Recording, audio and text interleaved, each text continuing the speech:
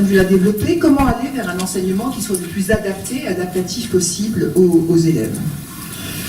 Et comment le numérique peut vraiment être un soutien à ces processus d'individualisation et de personnalisation. Puisque l'idée, c'est quoi finalement dans l'adaptation de l'enseignement? C'est d'arriver à proposer et adapter des parcours, des contenus, des cours, des exercices, des méthodes au profit du profil particulier de chacun des élèves. Le premier point, qui nous manque souvent de notre pratique, c'est qu'il nous faut fonder le diagnostic pour permettre à un élève de progresser à son propre rythme et suivant ses propres chemins, à partir de la compréhension de tout ce que l'élève a déjà réalisé, de ce qu'il est capable de faire et de ses points de blocage. Or ça, nous le faisons évidemment dans notre pratique d'enseignement, mais disons-le, il y a une certaine part d'approximation, il y a une certaine part aussi de manque de temps pour être capable d'aller vraiment percer à jour les mécanismes de pensée de chaque élève. C'est quand même quelque chose qui est extrêmement complexe et chronophage, et pour lequel en général nous n'avons pas véritablement les capacités de le faire. Ce qui est intéressant dans l'utilisation de l'intelligence artificielle, c'est qu'en fait, l'intelligence artificielle et donc la mémoire numérique, on va dire, est capable d'explorer en un temps extrêmement court, finalement, des centaines et des milliers de processus itératifs de raisonnement et de réflexion des élèves, et non pas à partir d'un seul élève, mais à partir de milliers, de centaines, de dizaines de milliers et de centaines de milliers de cas. Et que ce qu'un être humain ne pourrait évidemment pas faire, le numérique est capable de le faire, et surtout le numérique est capable de présenter ça sous une forme d'une synthèse lisible d'éléments de diagnostic qui, à l'évidence, ne peut pas remplacer la décision pédagogique, et je me permets d'insister sur ce point, mais qui est une aide incommensurable, une assistance à la prise de décision pédagogique. Et donc c'est ça qui est extrêmement intéressant, et je pense que Monsieur le ministre a dû avoir l'occasion de vous en parler juste avant. Le travail qui est réalisé par exemple à l'heure actuelle autour des évaluations de CP, de CE1, de 6e, de seconde, va fournir un certain nombre des données extrêmement importantes sur les processus des élèves, même si on en est à un stade tout simplement où on est à une prise de vue à un instant donné. Mais ce travail-là, il va pouvoir se développer à plusieurs instants de la vie de formation, du parcours de formation des élèves, pour finalement regarder de quelle manière les élèves bloquent, apprennent, progressent au cours d'une année. Tous ces résultats qui peuvent être enregistrés sous forme de tableaux de bord détaillés pour chaque élève sont évidemment aussi utilisables par notion particulière pour examiner ces cheminements, et sont à la fois des éléments diagnostiques précieux, des systèmes d'alerte, et aussi je le redis, des éléments qui permettent à l'enseignant de diagnostiquer, de repérer des éventuelles difficultés, d'utiliser après tous les moyens qui sont à sa propre disposition pour les confirmer ou les infirmer, et pour proposer un certain nombre de solutions. Oui, je crois que ce sont des éléments qui permettent une différenciation pédagogique rapide et extrêmement efficace, même si, je le redis, en aucun cas, l'ordinateur, pour faire simple, ne peut, à la place du professeur, faire des choix pédagogiques. Parce que celui qui est à côté du professeur, de l'élève tout au long du parcours, c'est bien l'enseignant qui regarde en temps réel, en permanence, les élèves interagir, évoluer, penser et travailler. Et donc, et en particulier, évidemment, la maîtrise disciplinaire des professeurs est absolument indispensable pour interpréter au mieux les indicateurs qui peuvent être donnés de ce point de vue-là. Alors, il faut vraiment que moi, ce que je constate, c'est qu'on a à l'heure actuelle beaucoup de solutions qui sont en train d'émerger. Moi, je les ai vues il y a quelques années émerger dans les pays anglo-saxons, dans les entreprises privées. Je suis très contente de voir qu'en France, on est en train de s'emparer de ces questions, et de manière publique. Je pense en particulier à tout le travail qui est fait à la fois par le ministère et de l'éducation nationale, mais aussi par celui de l'enseignement supérieur, de la recherche et de l'innovation, autour par exemple du plan d'investissement d'avenir, le soutien financier extrêmement important, qui permettent d'aider des laboratoires de recherche et d'aller justement vers une utilisation de plus en plus intelligente de ces données, aussi sur la réflexion sur la protection des données des élèves, et la manière dont on les utilise, qui est évidemment quelque chose qui doit être complètement corrélé à ce travail-là, et qui permettent vraiment de traiter les résultats de manière intelligente, en redisant bien que l'enseignant a toujours la liberté d'utiliser ou de ne pas utiliser les recommandations qui sont faites, de les valider ou de les infirmer, et qu'il demeure en tout temps, évidemment, maître de la pédagogie. Mais pour autant, nous voyons vraiment dans les classes que nous suivons, et qui s'emparent de ces outils avec, autour des banques de ressources, des plateformes d'apprentissage qui existent désormais, et en particulier dans notre académie, où vous savez, nous sommes une région un peu en pointe sur ces questions-là, avec tout le travail autour du lycée 4.0, c'est-à-dire le numérique à très grande échelle dans l'ensemble, bientôt, des établissements de la région Grand Est. Eh bien, il nous paraît extrêmement important que tout ceci puisse vraiment se concrétiser, par exemple, par des propositions de plans individuels de travail pour chaque élève, par des tableaux de bord qui permettent un suivi de la progression des élèves, par tout le travail autour de l'analyse prédictive, des choses absolument passionnantes que nous travaillons avec les laboratoires de l'Université de Lorraine, par aussi la proposition qui est en train de se faire, et on va le voir avec les évaluations CP-CE1, des propositions de groupes d'élèves qui présentent des difficultés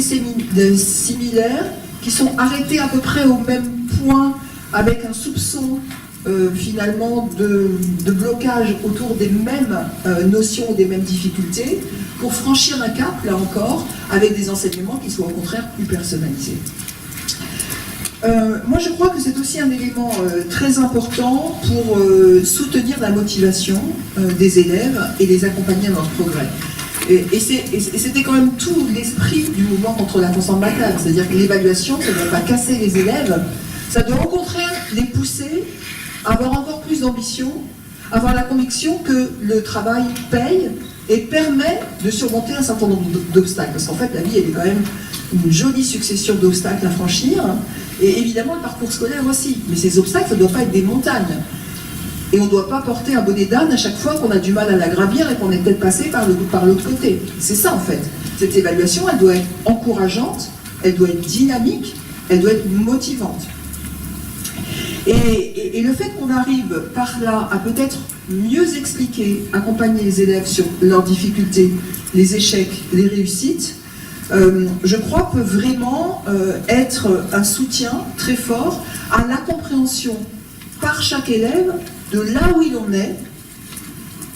et des étapes qui lui restent, enfin qui sont devant lui pour l'aider à les franchir pas à pas. Cette notion de parcours, de je sais où je vais et quel chemin je vais emprunter pour le faire, et je crois quelque chose qui est quand même plutôt rassurant pour les élèves et d'ailleurs en particulier pour les familles. Moi je voudrais de ce point de vue-là vraiment vous indiquer comment nous travaillons dans l'Académie Nancy-Metz sur ce point-là, donc c'est des choses qui sont très concrètes, et en particulier sur le fait de mettre en rapport l'utilisation des traces d'apprentissage des élèves, parce que le numérique c'est aussi ça, c'est le fait que toutes les traces d'apprentissage des élèves, qui sont souvent par manque de temps sous-estimées à l'école, sont des indicateurs extrêmement importants et performants des processus d'apprentissage. Simplement, l'être humain il est quand même limité, et le professeur il a quand même beaucoup de travail à faire, et il ne peut en général pas prendre suffisamment le temps pour utiliser tous ces éléments d'information. Les éléments d'information, ce sont des éléments subjectifs de je regarde les élèves travailler, etc., mais aussi j'analyse très concrètement ce qu'il est en train de faire dans son processus de réflexion. Eh bien, nous travaillons sur ces sujets, et de ce point de vue, nous accompagnons les élèves à utiliser aussi ces éléments-là pour leur permettre de s'auto-diagnostiquer et de comprendre où ils en sont de leur évolution. Et je voudrais vraiment rendre hommage de ce point de vue-là au laboratoire de l'Université de Lorraine qui s'appelle le LAURIA, le laboratoire Lorrain de recherche en informatique et ses applications, qui travaille beaucoup sur l'intelligence artificielle et avec lequel nous menons un projet que nous avons fort utilement, en plus dans cette année du centenaire, appelé PIS, personnalisation des e-manuels par analyse de la consommation des élèves. Hein, on fait ce qu'on peut dans les acronymes, mais en gros c'est bien ça, c'est-à-dire on est dans des lycées, on est dans des établissements 4.0, ils ont des manuels numériques, donc à partir de là on est capable de regarder comment ils s'en servent, comment ils utilisent des informations, sur quels liens ils vont, comment ils utilisent les exercices et les indications qui sont données, les soutiens qui sont donnés ou pas, pour, à partir de là, proposer au contraire des solutions qui soient de plus en plus adaptatives et aller vers des manuels qui accompagnent le cheminement intellectuel et de formation des élèves. Et nous travaillons de ce point de vue-là avec un laboratoire qui est spécialisé dans l'intelligence artificielle et qui, de ce point de vue, est pour nous extrêmement intéressant. Alors, je voudrais vraiment terminer, parce que je ne sais plus, je ne regarde pas trop mon heure, mais voilà. Vous voyez que dans mon analyse jusqu'à présent, j'ai beaucoup mis l'accent sur cette question de personnalisation des parcours. Parce que je pense effectivement que c'est une absolue nécessité dans la relation avec chaque élève, dans la relation avec les familles. Mais je vous l'avais dit en introduction, je ne veux pas transformer les enseignants en précepteurs. Je persiste à penser que l'école telle que nous la concevons, c'est-à-dire l'enseignement qui est aussi un enseignement collectif, avec des dynamiques de groupe, avec des dynamiques de classe, est extrêmement important. Et je ne veux pas transformer en cours particulier les salles de classe, absolument pas. Je pense qu'il faut avoir, au contraire, un équilibre intelligent et harmonieux entre ce qui est l'individualisation, où l'élève est un peu seul face à lui-même, accompagné, tutoré, soutenu par l'intelligence artificielle ou par l'intelligence encore plus grande de son enseignant, et les dynamiques collaboratives de classe. Ça me semble extrêmement important. Mais ce que je pense, c'est que les choses ne vont pas tant de soi que cela. C'est-à-dire que ça peut être une position qui est une position intellectuelle, une position philosophique, de considérer que les dynamiques collectives sont positives parce que nous voyons, nous, en tant qu'adultes, tous les apports en termes de citoyenneté, en termes de sociabilité, en termes de, comme on dit, vivre ensemble, etc.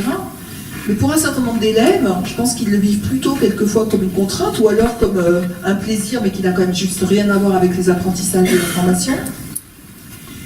Et que peut-être on pourrait se poser la question de savoir si nous pensons effectivement que ces dynamiques collectives sont importantes, comment nous pouvons les rendre concrètes pour chaque élève. Comment nous pouvons objectiver le fait que ces dynamiques collectives, que cet apprentissage collectif a des répercussions importantes et intéressantes pour chaque élève. Et oui, je pense que, en particulier le travail que nous menons sur ces questions de numérique, peut montrer que le fait de travailler en groupe ou de travailler avec un certain nombre d'élèves n'est pas forcément une croix sur terre, une contrainte qui pèse sur nos épaules, mais peut être un vrai avantage. D'abord parce que, je vous l'ai dit, il y a cette question du fait que le numérique peut aider à faire travailler ensemble des groupes d'élèves qui ont des besoins convergents. Donc des groupes de besoins, très clairement. Et ça, c'est quand même extrêmement intéressant. Et ça peut, à certains moments, pédagogiquement, avoir une vraie utilité et apporter des choses très positives. Après, je pense aussi qu'il est très intéressant de pouvoir faire travailler ensemble des élèves qui ont au contraire des besoins qui sont complémentaires. Et cette question, c'est quelque chose qu'on va beaucoup reprocher encore sur les réseaux sociaux. Je reçois beaucoup de mots gentils, mais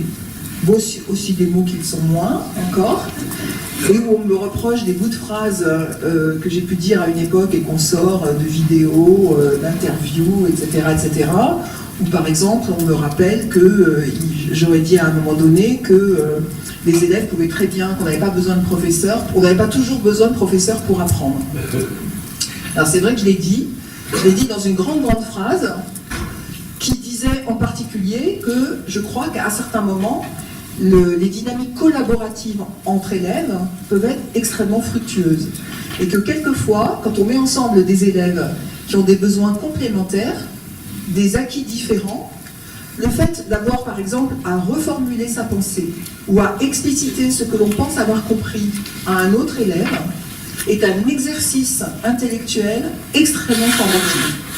Donc oui, je pense que sous l'œil bienveillant de l'enseignant qui s'assure quand même de la cohérence de ce qui se passe dans la classe et de la validité des informations qui sont échangées, quand même, oui, il peut y avoir un intérêt extrêmement important de formation et de mutualisation entre élèves. Et ça me paraît être extrêmement important, et on voit bien que ça demande évidemment des compétences spécifiques aussi pour l'enseignant, au contraire. Un vrai travail qui est celui d'avoir repéré des groupes que l'on pourrait apparier et qui pourraient utilement monter finalement tout cela vers le haut. Et donc ça c'est extrêmement intéressant. Et vous savez, c'est tout ce que les anglo-saxons appellent le learning by teaching, c'est-à-dire qu'on apprend en enseignant. Je trouve que c'est quelque chose qu'on vit nous-mêmes tous les jours. C'est aussi à un moment donné, quand on a envie de s'exprimer devant un auditoire, qu'on se met à réfléchir à certaines questions qu'on avait juste un peu vaguement évoquées dans sa tête, mais j'avais pris le temps de formaliser, par exemple. Mais je pense que ça fonctionne bien, ces dynamiques-là, à tous les âges de la vie.